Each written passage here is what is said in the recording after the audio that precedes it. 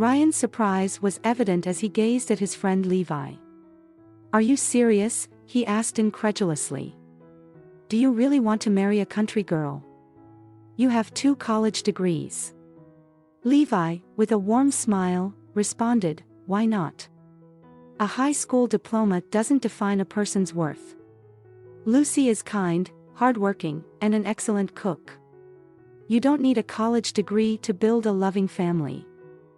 Ryan considered this for a moment before nodding. "You're right about that. Lucy sounds wonderful. I'll be there at your wedding, no doubt." Levi's face lit up as he shared more details. "Great. It won't be in a restaurant, though. Lucy and I decided to have it in our village. She has a large extended family, and I have hardly any relatives. So, we're embracing tradition, setting up tables in the streets, with songs and dancing. Will you come?" Ryan chuckled. "I wouldn't miss this unique celebration for the world. You can count on me. Let's just hope there won't be any unexpected drama." Levi laughed and shared the date and location of his country wedding. 3 weeks later, Ryan embarked on his journey to the countryside, armed with a small gift and a bouquet of flowers. However, just as he left the city, his navigation system malfunctioned, leading him astray onto nameless country roads, ultimately bringing him to an unfamiliar village. Ryan brought his car to a halt, stepped out, and gazed around in bewilderment. The village bustled with its own unique rhythm, its inhabitants darting to and fro. However, they all seemed distant, leaving Ryan hesitant to approach anyone with his inquiries.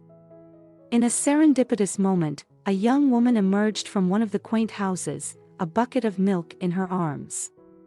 She cast an intrigued glance at Ryan's luxurious car and offered him a warm smile.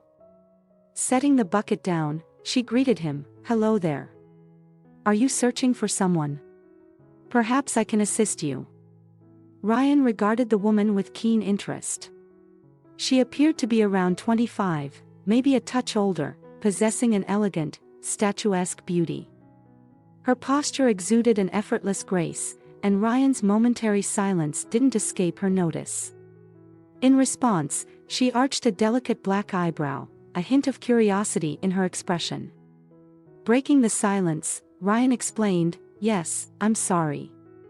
I'm here for a wedding, and I seem to have lost my way." He swiftly recounted his situation and mentioned the name of the village he sought.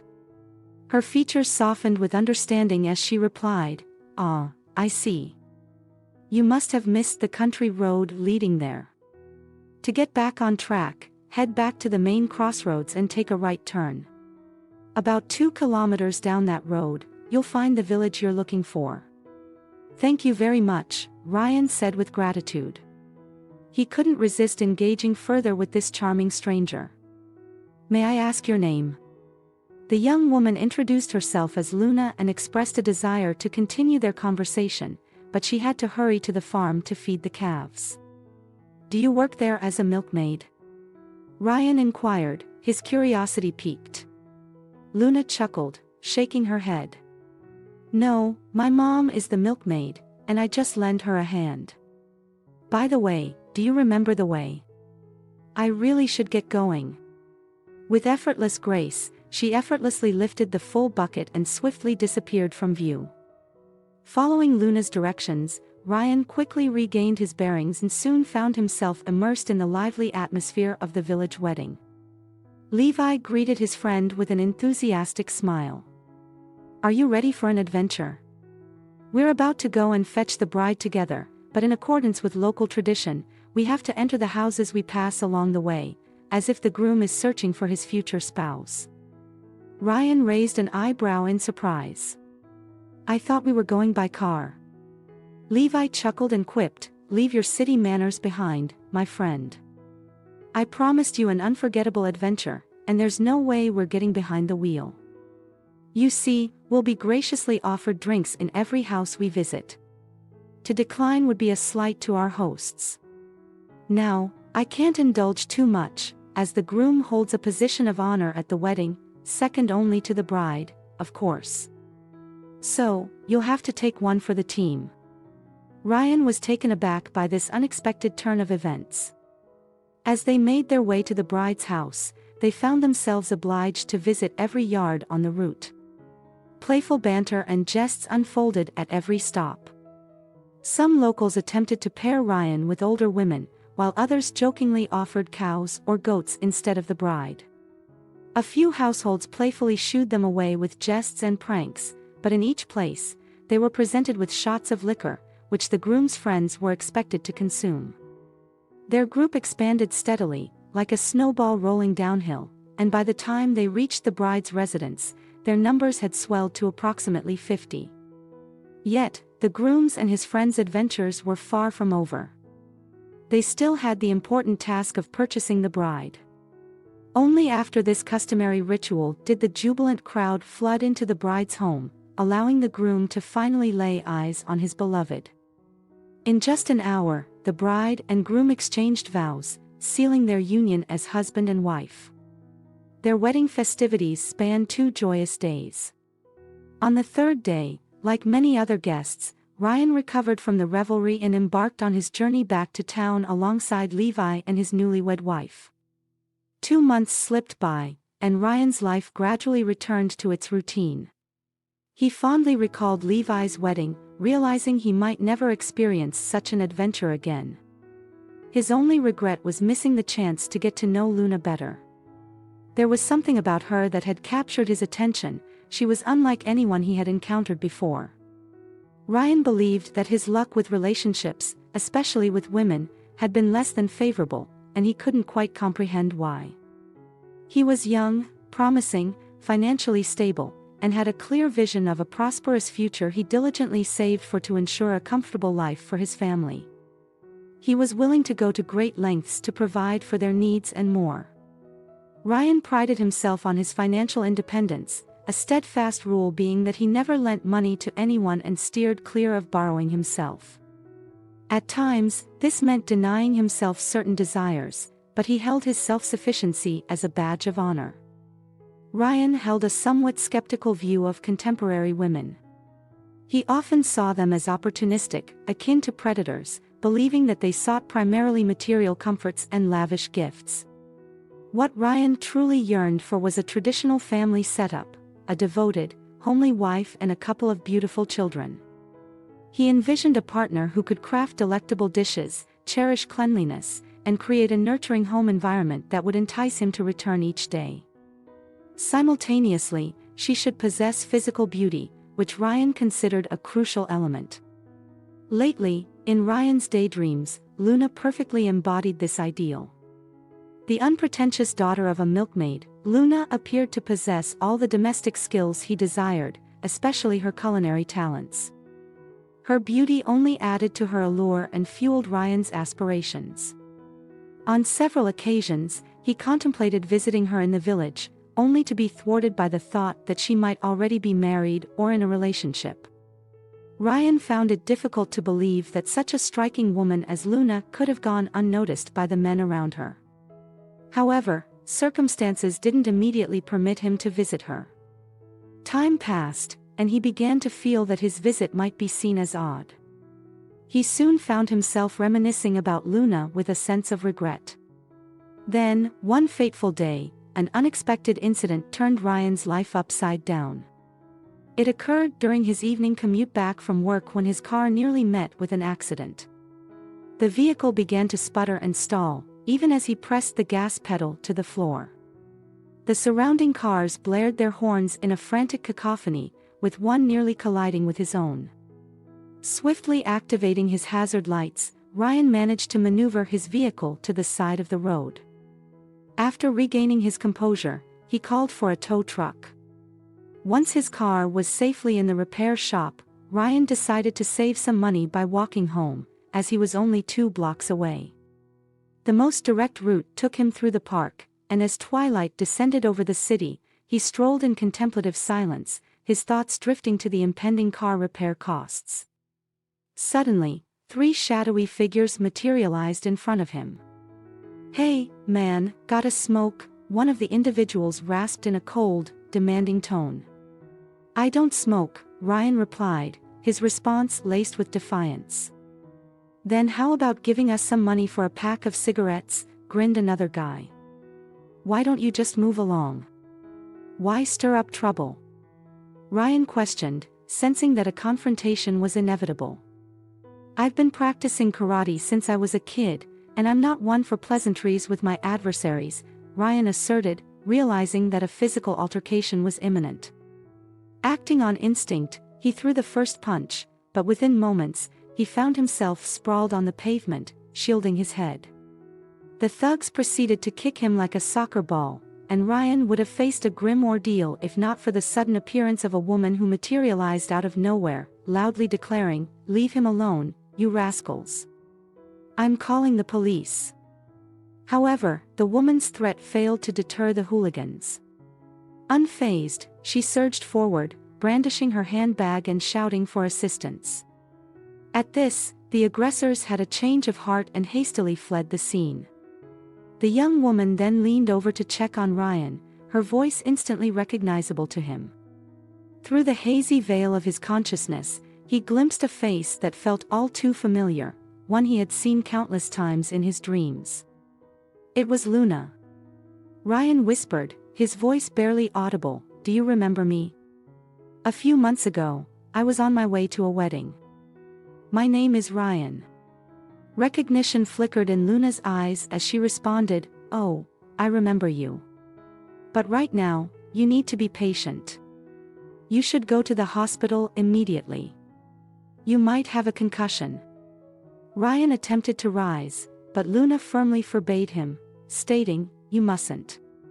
"All right, I'll go with you, especially because I won't rest easy until I know you're okay."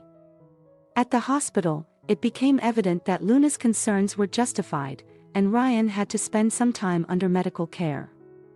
Luna visited him frequently, always bringing him something delicious and looking after his well-being. During their conversations, Ryan learned that she lived and worked in the same town. She had returned to her village on their wedding day to visit her mother. Ryan refrained from probing about her profession, so as not to make her uncomfortable. Ryan, being an executive in a well-regarded company, had always been mindful not to make Luna uncomfortable regarding her own work. He had long decided that he would marry her and, in his plans, encourage her to leave her current job. After all, what prospects could a country girl like her have? Would she be a cashier, a janitor, or perhaps a kindergarten teacher? Such concerns, however, seemed trivial to him. What really interested Ryan was whether Luna was currently involved with someone. In response, she smiled and teased, "Do you honestly think that I would be married or even dating someone while spending so much time with you?" Her words filled Ryan with joy, and he reached out to take Luna's hand. A week later, after his release from the hospital, Ryan invited Luna to dinner at a restaurant. Initially, his inclination was to economize out of habit, but he decided to make an impression on Luna. He selected the most prestigious establishment in town, reserved for the city's elite. Luna seemed visibly embarrassed by his choice, but Ryan reassured her, saying, "Don't be shy. I'll gladly help you pick the dishes, or I can order for us if you prefer." "Yes, having you order would be better," Luna agreed. Ryan smiled warmly at her and said, "I understand, Luna. These kinds of places may not be your usual haunts, but once in a while, it's nice to indulge in luxury. I doubt your mother, being a milkmaid, ever mentioned fancy restaurants like this." Luna nodded in agreement, and Ryan couldn't help but feel a certain satisfaction. The waiter attending to them wore a surprised expression as he observed Luna, and then his gaze shifted to Ryan. Something peculiar flickered in his eyes, and Ryan couldn't shake the impression that he was taken aback by Luna's unassuming attire, a simple dress and inexpensive shoes. Ryan mused silently, "Of course, he's probably wondering what a man like me sees in this unpretentious girl." Unperturbed by the waiter's curiosity, Luna remained quiet, her gaze drifting around the elegant surroundings. Ryan swiftly placed their order, and the evening unfolded pleasantly. Fueled by the wine he had consumed, Ryan, feeling emboldened, suggested they continue the evening at his place. Luna hesitated and replied, I don't think we know each other well enough for that. Luna smiled, clearly taken aback by Ryan's proposal. On the contrary, Ryan Parrott, she responded, I feel like I've come to know you quite well during our conversations, and I believe you might be the right person for me. There's no need to be embarrassed that I have a good education. After all, the man in the family is typically the breadwinner. So you won't have to work, you can stay at home, and we'll raise our children together. Really? Luna questioned. Do you have it all planned out? What about my desires? Have you considered asking me what I want? Ryan chuckled dismissively. Oh, come on. What could a milkmaid's daughter possibly dream of? A herd of cows. I'm sure every girl's dream is to marry well. Luna stretched and mused, what about romance? Flowers? A ring? Getting down on one knee? Ryan started to respond, but at that moment, the waiter delivered the check. Ryan accepted it with a patronizing gesture and glanced at the total. He immediately exclaimed, What? Are you out of your mind? Is this meal worth such a fortune? You should have informed me earlier that this restaurant is so pricey. Plus, you ordered expensive wine. What a swindle. I can't afford these exorbitant sums. I'm not a millionaire. Get me the manager, I'll sort this out, Ryan protested vehemently. I'm here, Luna replied quietly. Ryan sprang to his feet as if jolted by electricity and turned to face her, startled. What? What did you say? Luna calmly revealed, I said that I work as a manager in this restaurant, which is owned by my own uncle. My mother is his elder sister. They lost their parents early, and she raised him, helped him get an education, and then my uncle got married and settled in the city. He worked as a cook for a long time and now he's the owner of the restaurant himself. That's the kind of brother a simple milkmaid has. And I'm her daughter. Ryan was left dumbfounded, a wave of realization washing over him. Yes, Ryan, Luna continued, you met me in the village, and it immediately led you to place me beneath you. You didn't even consider the possibility that I might have received a decent education. It's quite ridiculous, isn't it? Still struggling to process this revelation, Ryan turned to the waiter, who nodded, confirming Luna's words. Ryan finally muttered, I'll pay. His lips barely moved as he spoke. Luna waved her hand dismissively and said, no need to bother. Remember, the meal is on me. Deeply apologetic, Ryan admitted, Luna, I'm sorry. I had no idea. I hope this misunderstanding won't impact our relationship. She simply smiled in response. Did we ever really have a relationship? Luna questioned. At one point, I thought you were a nice guy, but I quickly realized my mistake. In any case, goodbye, Ryan. With that, Luna made her exit. The waiter trailed behind her. Ryan remained seated at the table, his head in his hands. He felt not only humiliated but also deeply hurt and insulted. Yet, was it all his fault? Why hadn't Luna been forthright with him from the start? Ryan glanced at the bill once more, briefly contemplating whether he should settle it, but his usual frugality overtook him, and he chose to exit the restaurant, vowing to himself to put it all behind him. The restaurant was bustling with numerous young women, each harboring dreams of finding a groom like Ryan, someone to admire and cherish.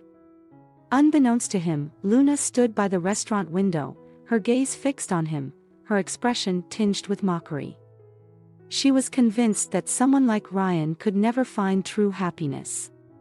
She had observed that true contentment often eluded individuals who were miserly and narrow-minded, consigning them to a life of solitude. Perhaps, she mused, that solitude was their peculiar form of fortune.